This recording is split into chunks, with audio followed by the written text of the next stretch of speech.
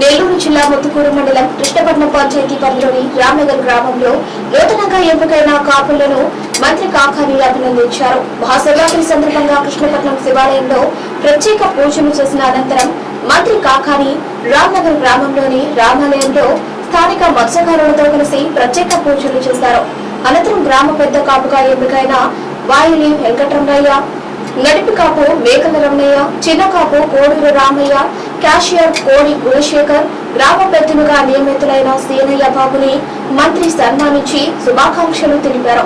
అనంతరం కాపులు మంత్రిని సన్మానించారు.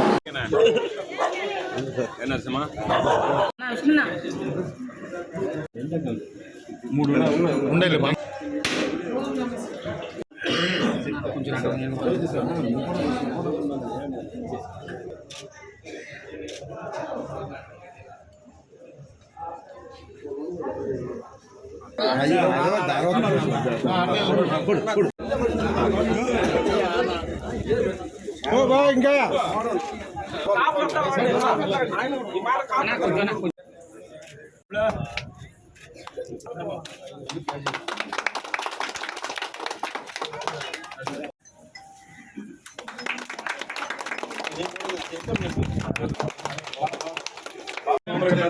క్యాష్